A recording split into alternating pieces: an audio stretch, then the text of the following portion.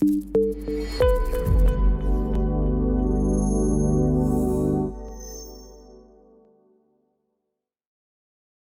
everyone. Welcome to What's New in Unreal Engine 5.5 for Architectural Visualization.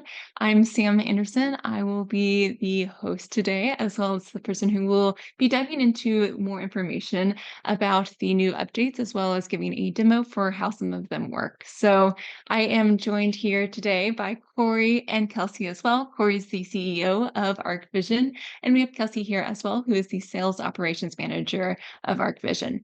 They will be on in the chat answering any questions that you may have, so feel free to ask anything that comes up. I will be diving into everything and then answering any of those questions that they can't answer that might be a little more technical Unreal Engine at the end of today's presentation.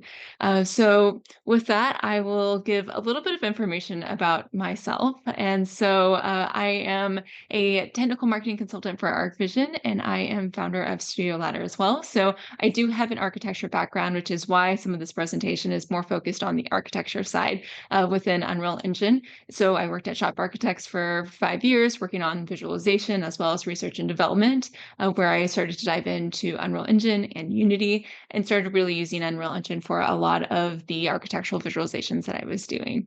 So I do have 3 years of experience at Epic, and I have since gone independent, where I get to work with ArchVision as well as Epic and a few other companies, helping realize their architectural dreams, as well as helping and teaching and training others for how to use these tools. So I am an authorized Unreal instructor, and my goal is to help some of the architects upskill and understand how they can dive in and use this powerful tool to fit whatever needs they have. So with that, I'll talk a little bit about the agenda, and then we can dive in. So this is the introduction, of course, and so we're just very thankful that you took the time to join us. This is our first digital event of the year, and so we're excited to kick it off with the Unreal Engine updates.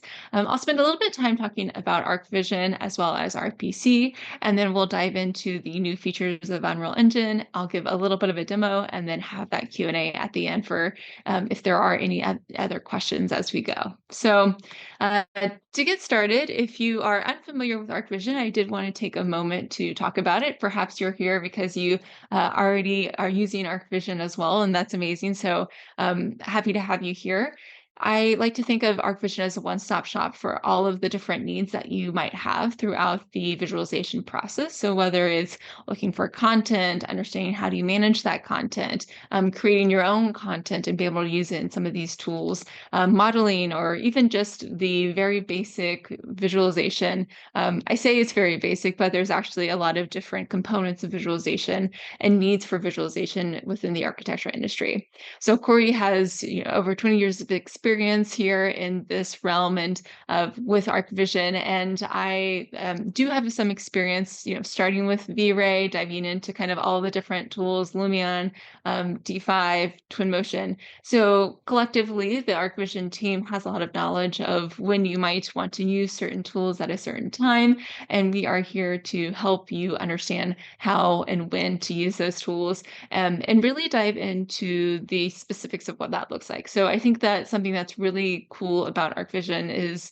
when there is a need from a team that's using these tools, if the solution isn't there, ArchVision works to figure out how can we make that solution, because you're probably not the only one needing to solve that problem. If this problem exists, it's probably widely within architecture. And so ArchVision's goal is to really kind of dive into those spaces to help build out some of the workflows and platforms that you can use to be able to make the design process, visualization process a little bit smoother. So with that, I am going to be focusing on Unreal Engine today. The project that I'll be using did come from Revit. I took it into Twinmotion first to build it out in Twinmotion and then showcase what that looks like to go from Twinmotion to Unreal Engine. So we'll get to that in just a moment. But one of the things that I did want to talk about in realms of ArchVision is also RPC. So perhaps if you already know about ArchVision, you already are using the RPC, but essentially this is a bundle of geometry that allows you to have consistency among different platforms. So if you are using an asset in Inkscape, but need to to have the same asset or use kind of the consistent assets within your different platforms, this is where the RPC is going to come in handy. ArchVision puts a lot of effort into making sure that it is a lightweight, nice asset that you're able to use in those different platforms. For anyone who has gone, online searching for assets and you get it and it, built by all different types of artists, which is amazing that it's there, but sometimes they can be massive when you just need it as a car to be in a parking spot. So this is something that ArchVision has, and that there is a RPC plugin inside of Unreal Engine. So if we have time today, I might be able to explore some of that. If not, we do have an upcoming event next week, which is a office hours where it'll be much more casual. That's there for anyone to jump in, talk, ask questions. We can really dive into everything so that we can make sure that ArchVision is helping you to the best of the ability. So with that, I do want to say that, we are here to support you as ArchVision. So not only providing you the different tools that you might need, but also providing you with resources so that you are understanding how to use them. So we've done a lot of digital events in 2024. As I mentioned, this is the first one of 2025. So we're excited to keep this going and continue to give you different educational resources. Sometimes when you go online and go to YouTube, there are thousands of videos, especially for Unreal Engine, that can be a little bit more centered towards gaming. So here, my goal is to make them a little bit more architecture based for people who are coming from the architecture background, so that they can have a little more straightforward guidance as they move through. So the ones I'm showing you on the screen here today are some of the Epic tools, along with the i2 Soft, and then that top band is all ArchVision products. But we also have other products that we've done digital events around, so D5, Inkscape Impact. So a lot of different tools that we want to make sure that you do have the knowledge for. So with that, we will go ahead and start to dive in. So Unreal Engine 5.5 came out. Let's see, is it paused here? Let's get it going here. It's there we go. And so we have this nice, these nice scenes that we can take a look at. If you are already familiar with some of the updates, or if you went to Unreal Fest last year, they showcase a lot of the new things that were coming out. That was when Unreal Engine 5.5 Preview 1 was out. So now it's fully released. A lot of the things that did come out, kind of based on this video, might be a little bit more animation, like not exactly straightforward for architecture needs. So I am a big nerd who likes to read through all the newest release updates and like really dive into the documentation to decipher what out of these features can architects use. And so that's what I did today. And so, I think something that's very powerful about Unreal Engine is that there are so many different industries that are using this tool. And as I mentioned, there are people seeking solutions, different industries seeking solutions. And so with Unreal Engine, you have a big team of people solving these solutions for different industries. And then that means other industries can take advantage of it, such as architecture. So we'll be diving into a few of these today. But if you want to kind of see, like zoom out and look at the grander scheme of the updates, there are also some videos on YouTube from the Epic Games team that you have access to. So the first one that I want to talk about is Megalights. So this is kind of the brand new, shiny, exciting feature of Unreal Engine. Similar to when Nanite and Lumen came out, for anyone who is an Unreal Engine user, those are techniques that came out within Unreal Engine that allow you to really expand the possibilities of how much data you're bringing into the scene. And Megalights is the next step towards that. So in the past, whenever someone was bringing over a Revit project or an architecture project of any kind, I would always warn to turn off the lights, to remove the lights, don't bring the lights in. Lights can be really expensive within real-time rendering, just from computing power of really calculating every light and its shadows. So the advancements that have been made in Unreal Engine 5.5 make it so that you are able to use as many, I want to say as many lights as you get, but many more lights that are in your project. So this is a very new feature. So it's something that I haven't tested out fully, but I'm starting to bring in and starting to learn and explore. So I'll talk a little bit about that today. And so essentially this will allow architects to be able to bring in those lights, but also to really push the amount of lights that they can have within the tool so that it looks realistic. So when I say that, like on the screen here, you see that we have some emissive balls. And so if you have an emissive object, you might want to add in additional light to make it glow, because the difference between the way that the engine reads emissive light versus a spotlight is a little bit different. So that's a little bit more of like a technical aspect of how you can improve the photorealism of it, but I think it is a feature that I wouldn't have recommended in the past because it adding more lights does get very costly. So that's kind of like I think one of the features that I'm most excited about. Another one that is more on the back end that you honestly probably won't see too much when you're in your projects is the Lumen updates. However, it's working, it is speeding things up. So essentially, to better facilitate some of the projects, the lighting that we're bringing in, the Lumen updates are going to make sure that you're working at a great frame rate. There's also improvements to some of the reflections and refractions when using Lumen. I did compare between older projects and newer projects, and it's something that's may not be super obvious to someone who is brand new to the tool, but it is comforting to know that those efforts are being made, and that even though you may not be able to directly see like a massive change, that there are these kind of incremental improvements that are making the tool better and better, so that we're kind of getting closer to the higher quality images at a quicker, faster time. So with that, we also have modeling tools. So this one is one that I think is always fun to go explore and see what things have been added. For someone coming from an architecture background, you're still going to be doing your modeling inside of Revit, Rhino, and bringing those projects in. But for someone, especially if you're on a visualization team within a larger architecture office firm, you may not have access to Revit, or you haven't touched Revit modeling tools in a while. And so sometimes it is nice to be able just to do modeling something really quickly in Unreal Engine without going back to Rhino or Revit to make those changes. So some of these things are, something that you may not be using every day, but I like to just point them out and let you know that they are there. So like, for instance, like changing the pivot, like, that one has been in the modeling tools for a bit, but they just continue to improve how you might want to change the pivot to make it much easier and quicker for you. So if we have time, we'll explore that. I haven't explored all the new modeling tools, but there is a great Unreal Fest talk out there that I think it's like 100 tips or something for the new modeling tools. And so it's pretty impressive and powerful of what you can do by staying in the engine.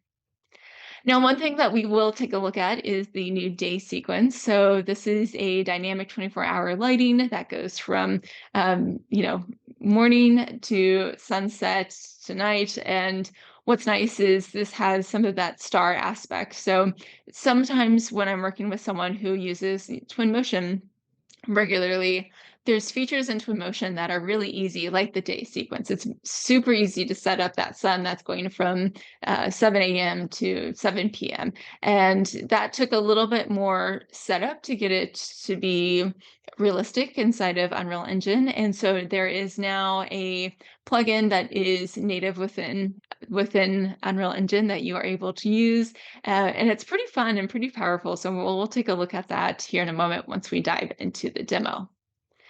Now we also have some volumetrics. So like here in this scene, I do love this one because it's showcasing a lot of really beautiful atmospheric elements of the environment that you can bring out. But if you look in that background, there is some fog back there. And so the volumetrics improvements that have been made are going to make that the ground truth between the path tracer and the ray tracing technology more similar. So we'll talk about this in a moment for the path tracer, but there are continued effort from the Epic team to make sure that those volume metrics are becoming more realistic, being handled well by the engine, being optimized so that you can utilize them without killing your scene. So this is another improvement where you may not, there's not necessarily like something where you'll be able to see it strongly, but this is something that's in the back end that's just going to continue to push the high quality and high resolution efforts for you and your team. Now, we also have some more back-end updates, which is the hardware ray tracing performance. So now by default, this is turned on for you as you open up your new projects. This stuff is a little more technical in how it's working on the back end, but once again, just increasing the quality that is the quality that's coming out of the engine by using the hardware for your computer. So for anyone that, as you're building out your computer, you are investing in the hardware and the graphics card and everything that goes into it. This is making sure that it's utilizing that to its best ability. Now, we also have a volumetric cloud update, so we'll take a look at this. This is something that evolves over the years as technology improves within Unreal Engine. Some of the features inside almost become outdated in that they're not taking advantage or being showcased in the most friendly way. So this is one of those use cases. So for anyone who has used volumetric clouds in the past, there is a new volumetric cloud material that is going to be up and ready to go as soon as you start using the engine. It's the master material that has been replaced. So I'll talk a little bit about that once we dive into the demo. But essentially, the different parameters that you have for adjusting the clouds become much more user-friendly and much more easy to use so that you can make edits and become, get that cloud curated to exactly what you like in a fraction of the time. So we'll take a look at that, and we will also take a look at the denoiser. So there are a couple of different denoiser updates.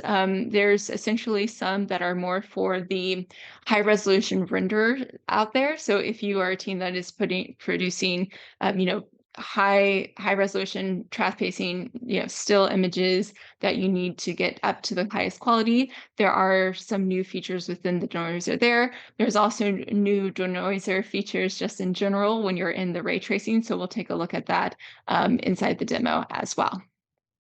And then we have a few MetaHuman updates. So there is one that's just a fun one for if anyone wants to explore and see kind of the updates for where digital humans are going. I don't know if architects would be using this that much, but there is a new AI component to the MetaHumans where you can upload a audio file and it is going to use AI to rig out the animations on the face for you based off of that audio file. So you aren't having to do, motion capture where you're filming your own face and that's kind of transcribing that to the MetaHuman.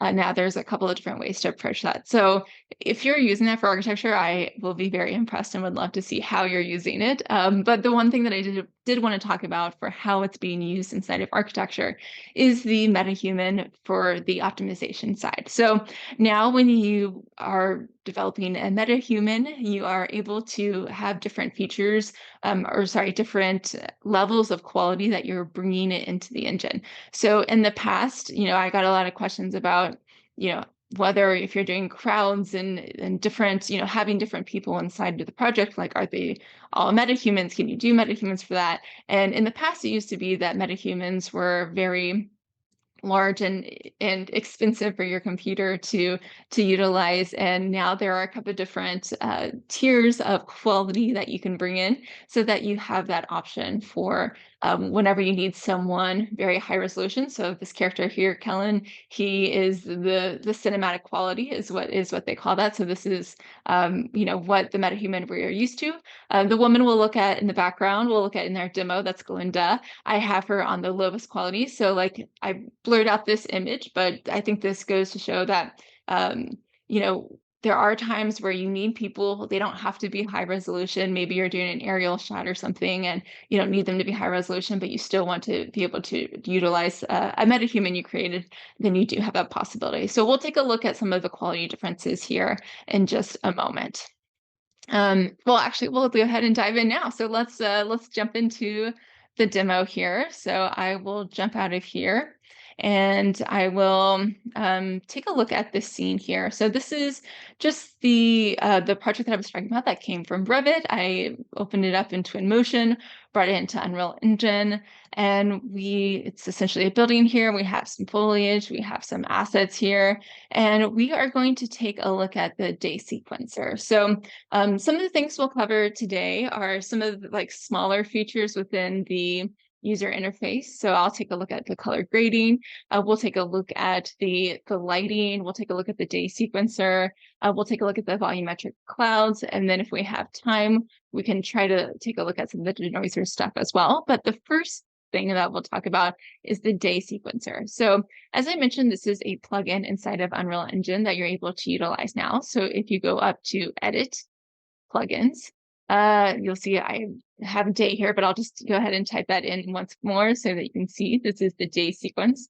This is experimental, meaning that it is not production ready. So this is kind of the Epic's way of letting you know how tested the different plugins and tools are. So, this is the kind of brand new, it goes experimental, beta, and then it's in production. And so this is a brand new plugin for the Unreal Engine. And so with that, there may be a few bugs or, something that you had experienced. So far, from my experience, I haven't had any difficulties or anything, but I encourage you to test it out. Just know that if you are on a deadline, and you have a week to go, maybe don't do this one, but you can explore it at your own risk. So here we have our plugin. If you don't have it enabled, it'll ask you to restart the engine. But once you restart it, then you have your project here. And what you'll do is you'll go over to the Get Content icon at the top of the toolbar, and you'll go down to All. And here in All, you have all of the different assets or content that you're able to bring in from some of the plugins that you've enabled. In order to find them quickly, I'm just going to type in Moon. So here you see that we have the Sun Moon Day Sequence Actor. So I've already brought this in, so I won't bring this in, but essentially you can drag and drop it into the scene once you have it selected. So now I'll go ahead and take a look in the outliner to see what that looks like. So as I mentioned, I already have it in here, but I'm going to search for Moon just so I can find it easily. So we have our Sun Moon Day Sequencer here. And you'll see that when I select this, we actually get a new button up here at the top left. So this new icon allows us to easily filter or change the time of day. So here I'm able to pull this around and you'll see that, here we're getting, let's take a look at this. We're getting some stars here. This is, pretty nice that this was set up already. This would take a little bit of time to kind of set up the stars and moon. The moon is in here somewhere, but I think the clouds are covering it. So we'll take a look at that in just a minute. But, as you are filtering through this, we kind of get that time of day. This is huge for architects for being able to, do sun studies as you're working on a project. You could do this in the post-process volume by changing the day, but this kind of gives you very direct feedback and you're able to change it quickly here. So this is nice. There's also some additional settings here that you have access to. So one of the things that you can control further, I'll show you by selecting the asset in the outliner. And then looking in the details panel, you can take a look and see what the sun setting looks like. So, in the past, I used to recommend the hillside project for a lot of the sun settings and the volumetric clouds. I think that for me, as I move forward, I'll probably still pull on some of those, but I'll actually probably explore this day sequence for my environment setting moving forward, so that I can, stay on top of the latest tools, and I can always utilize some of those hillsides assets in here if I still want. So here with this Sun Moon Day Sequence Actor, we'll go down. And you can take a look at the different components that are here. So we still do have, our atmosphere, our sun, our moon component. So if you are opening up this for the first time, and when you go to night, if it is just extremely, extremely dark, you can always change the intensity here. So if it's too dark, if it's too light, you're able to, change this around to best fit your needs. So here we'll have it, it can be pitch black. We can kind of play around with that number a little bit as you would like. So here I'll just put it back at get a little bit of the moonlight in there. And then, filtering through all of these different elements, you have some of the same parameters that you have for some of your other settings, but essentially this allows you to really get fine-tuned with what your night scene or day scene might look like. So those features are all here. You still have your volumetric cloud. So this is, if I take a look at this a little bit further, then you can start to see some of the other elements that have been changed with Unreal Engine 5.5. So the one that I mentioned earlier was the volumetric cloud material. So you'll see that there's this simple volumetric cloud parent material instance here. So within when you are starting Unreal Engine for the first time, you typically do have a sun there. Some of the templates have some of the materials for the volumetric clouds already set up. And essentially, the engine has a new master material that it's reading off of. So if you are brand new to Unreal Engine 5.5, you don't have to do anything. It's already ready to go. But for anyone who is going from 5.4 to 5.5, your cloud material may update since it's pulling from a different master material. So that is something just to keep in mind. Like if you have done a lot of work on your cloud, your master cloud materials, you may want to bring that in and switch those out for in the folder for the download process of Unreal Engine. That's a little bit more technical. If you're here of a brand new user to Unreal Engine, you won't need to worry about that. But I do want to point that out for anyone who is an avid user and is just working through some of those dates and transitions as you go to 5.5. So I encourage you to take a look at a lot of these different elements. It's pretty fun to be able to play around with them. So if I come up here, so I think the moon must be up here somewhere, but for a moment, I'll just take a moment and replay the sequence. So when you have the top actor set up here, you can use this tool to be able to fine tune the different elements of the sequence. So here, when I hit play, it is essentially doing, let's see, there we go. You'll see that it's playing here. This is doing the 24-hour time cycle. Now, something that you'll want to keep in mind is that you can control the speed of this. So here we'll see it's going. I think I have this set to maybe 30 seconds. Yeah. So here, it's going from day to night. We get that nice kind of golden hour quickly, and then it goes to the nighttime. I have this set up here at 30 seconds. So you'll see that I have my 24-hour day. I have this set for 30 seconds. So if I wanted it to be quicker, I could set this to 15 and hit play once again. So for anyone who is, setting up an experience where you want to be able to like slowly have the 24-hour cycle within a 5-minute range, that can be very nice. Or setting up videos to where you have this embedded, it just makes everything a little bit easier for that. And so you have all of those different aspects here. Now, one thing that we'll talk about next and kind of has to do with how those transitions happen and ways that you can control your lighting is, I have just a few lights that I very, very quickly dropped in here to take a look at. Now, as I mentioned, I, in the past would probably be very creative with how I brought my lights in. I think moving forward with the new mega lights and as I study and play around with it, I'm really going to try to push the boundaries there to see, how many lights we can bring, how many lights we can add in. So I've started to add in some of these lights. Now, as exploring, if you are interested in exploring mega lights, you'll want to go over to your, I believe it's project settings. We'll explore this together to see if it is indeed. Yes, it is. Okay. So the project settings, which was edit and then project settings, you can find the megalights option here by typing in megalights. You'll enable it here. And then there will be a few different elements in ways that you can start to organize it and play around with it. So here you'll see that I have these spotlights here.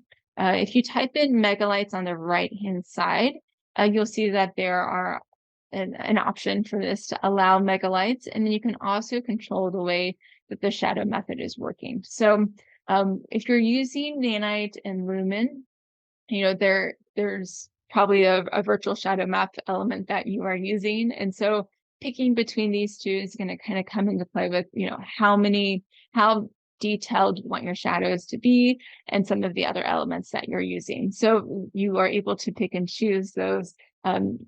I haven't explored this too much, but this is probably something like as you're troubleshooting, if you're seeing some weird things going on with the shadows, you might want to take a look at the Megalite shadow methods here and toggle those to see which are working best for you.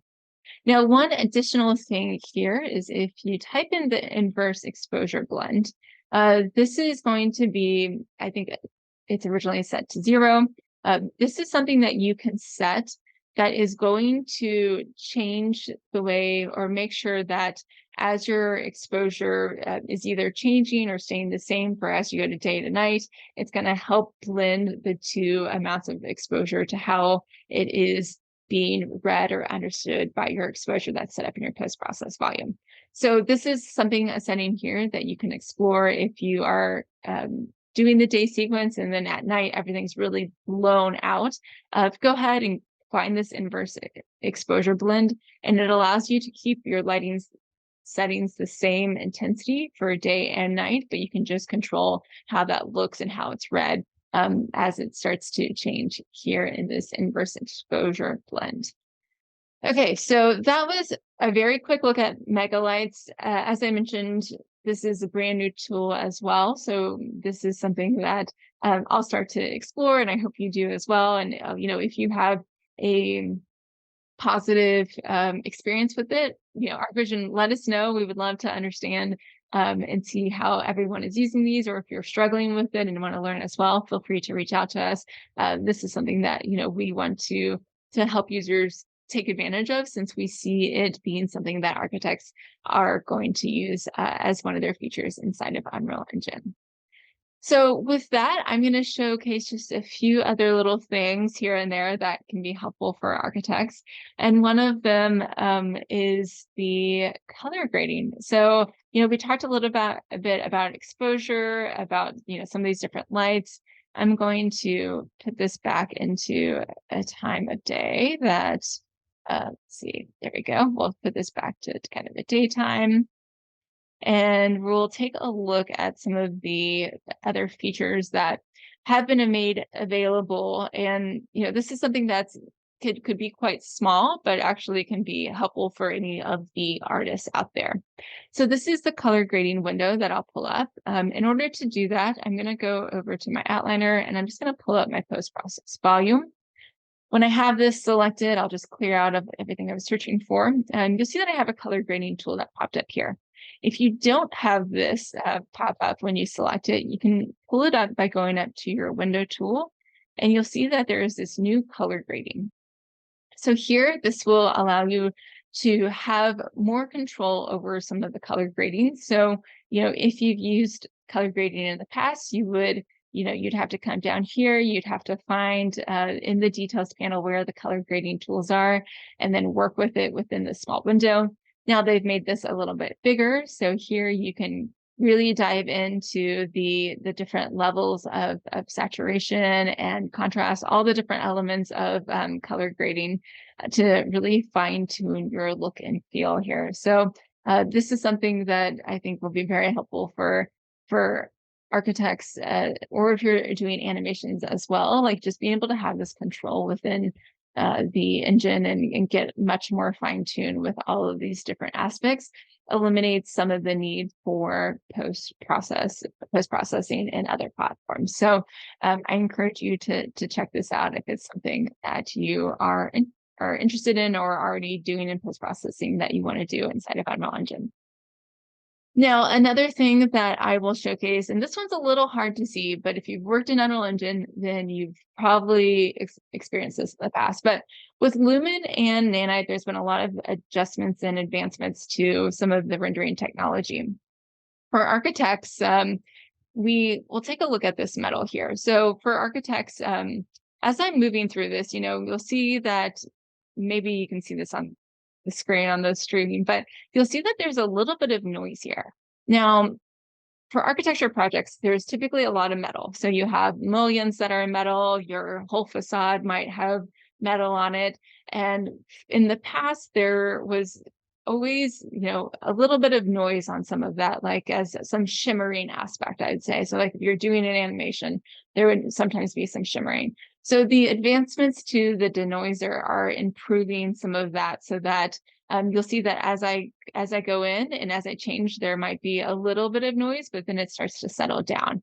And so this is something that I can't fully explain, but that is working kind of in the back end to make sure that when you are doing ray tracing, when you're in real time, that it is calculating this and giving a little more refined features without some of that noise. So that can be, I think, is going to be a very subtle thing that's just going to continue to improve for architectural visualizations moving forward.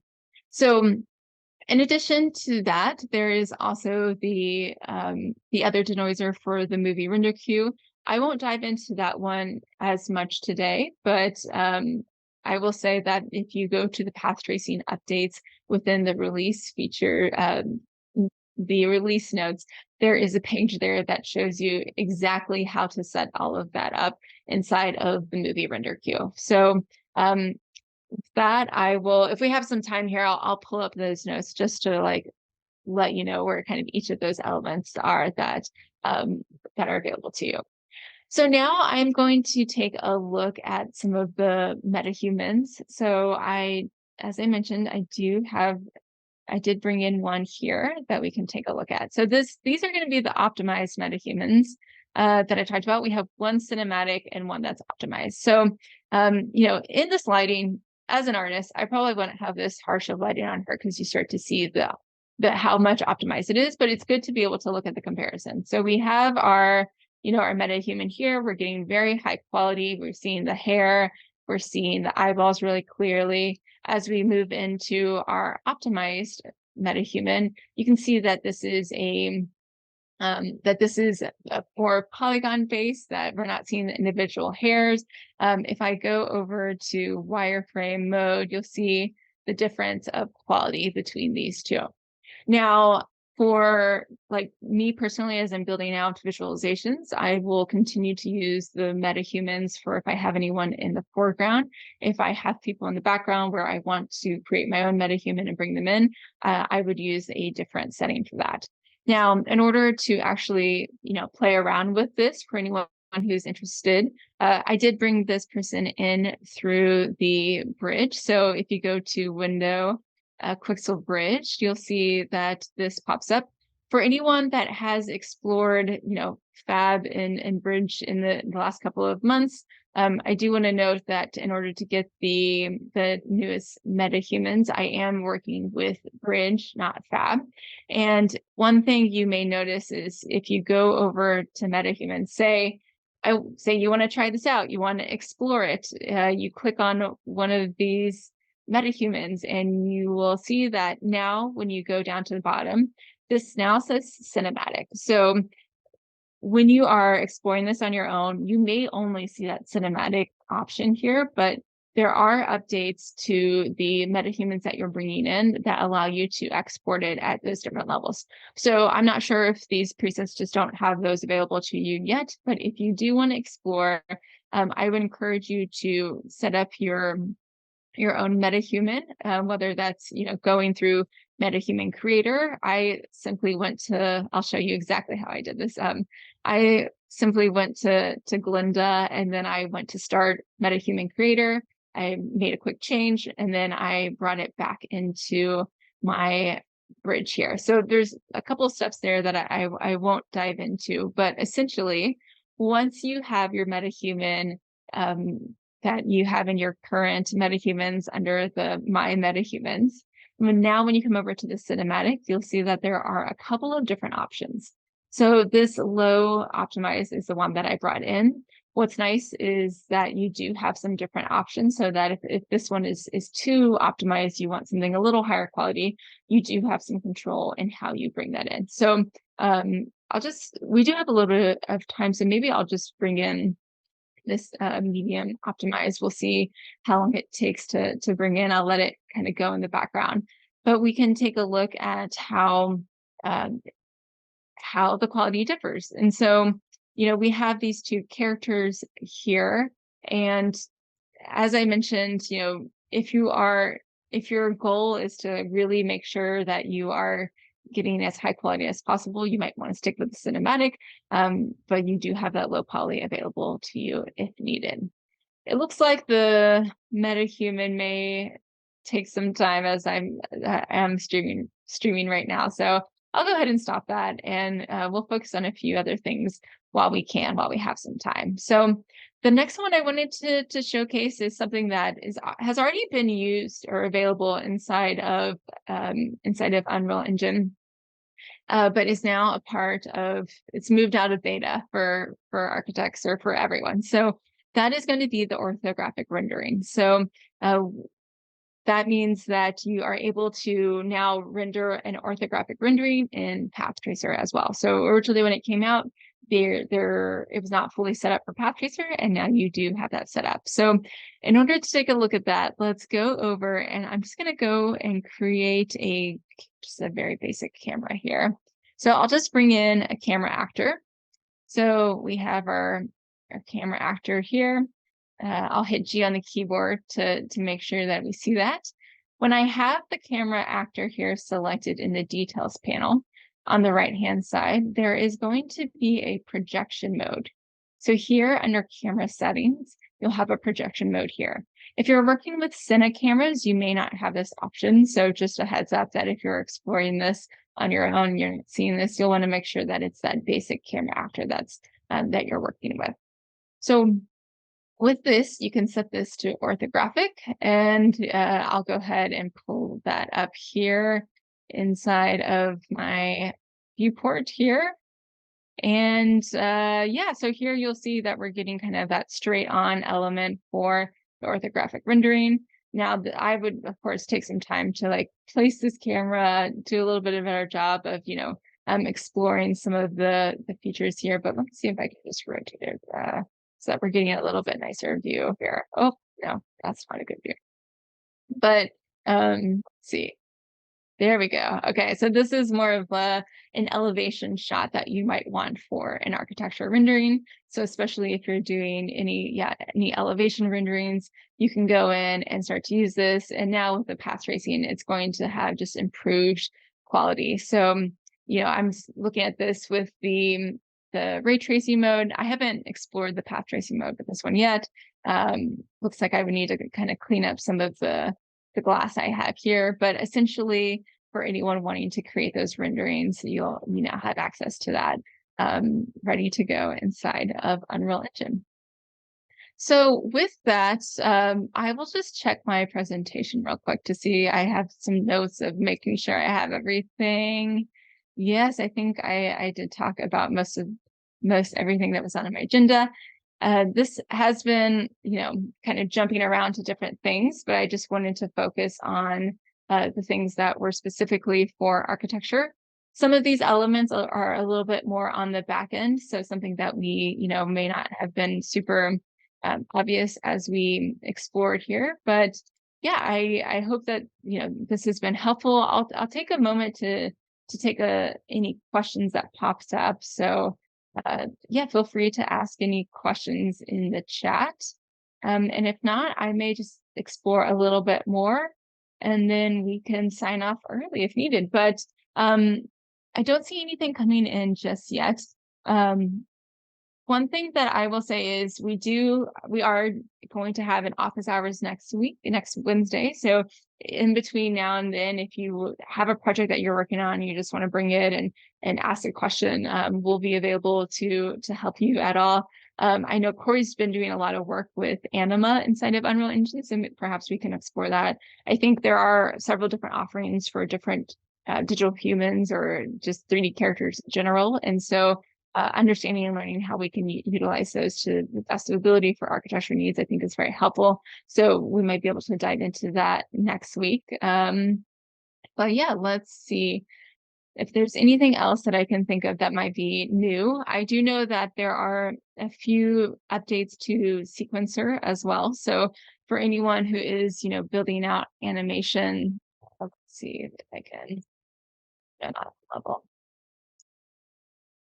If I have any set up here, go into my sequencer folder. Okay, I have this MetaHuman sequencer. I'll try to pull up. But essentially, there's a lot of different updates that have been made to the sequencer. Some of them are UI elements, so a lot of them are things that might be a little advanced for an architectural designer or visualizer. You may not need to know exactly all of the different updates for all the different elements of rigging within the sequencer. But sometimes there have been updates to the UI in general that can be helpful. So we've got our sequencer curve pulled up here. So I'm working at a different level, which is why everything is red here. So for anyone, as you're exploring your Unreal Engine, whenever you create a level sequencer, which is an animation, it is tied to the level or the map that you have created in. So that's why this is all looking red here. But there are a lot of little updates within the user interface here. So if this is something that you have explored or used in the past, just take a look at some of these new features. There is an inside Unreal over the Unreal Engine 5.5 that covers this much more in depth. And I'll go ahead and pull that up for anyone, the updates that are available to you. Notes. Okay, so this is if you're interested in like really diving into the updates, you can come here. So this is a huge list of all of the different updates, and the teams behind at Epic are putting a ton of effort into these updates. And so a lot of the documentation and stuff can be found here. So if there's not a video for it just yet online, just know that you can come here and take a look at some of these different elements. I know, the modeling tools, as I mentioned earlier, each of those modeling tools are explained here. And so kind of really you can dive into all those different elements. Like for instance, the spline mesh, this is definitely something that's going to be able to, will be helpful for architects for building out roads and different elements in their scenes. So there's a ton of things here. I covered some of the ones that I thought were the most, were the most helpful for architects, but there's can of course always be many more. I do see a question that I'll take, so I'll go ahead and read that. So, is there a way to animate the clouds to move with the day sequence? Also, would you say you are the most important PC specs? Okay, yeah. So there's a question asking about recommended PC specs as well as the cloud. So I'll take a moment to answer both of those. So the clouds, I am pretty sure the answer is yes, but let's go ahead and explore that, because there is, even within the kind of 5.4, you were able to make the clouds move. So we'll take a look at this and see if there is a setting here that we can access. But essentially, yeah, I can take a moment to showcase these. So these are some of the parameters that you have the ability to control and change. So you can make it, can be very artistic with it and curate the clouds. I'm always embarrassed about how much time I spend on clouds. It's I could spend hours playing around with some of this. These are kind of a few different settings too that are calculating the way that the clouds are rendering. So this per sample atmospheric light transmittance is something I do like to turn on. And you can't notice it too much here with this cloud, but essentially, in my opinion, I think it helps reflect the global illumination a little bit better. So you'll see that it's getting a little bit warmer with this cloud here. So it depends on the kind of look and feel you're going for with that. But as I'm rendering through here, Um, these are some new ones I haven't seen in the past, but we've got some aerial perspective elements, which might be very nice for architects who are kind of zooming out and wanting to kind of get some nice cloud view there. So at first glance, I'm not seeing the setting where you can turn that on, but I know that there is an ability to control the speed of the cloud. So let me just type in speed and we'll see. Okay, it's not in that one, but um, I would say yes, it is possible. I am just not experienced enough with this new feature or new plugin to know where it is. So um, I will, if you reach out to me and if I discover it, I can let you know when I find it. And then additionally, the next question was about, what are some of the specs that you might want to keep in mind when you're building something for Unreal Engine 5.5?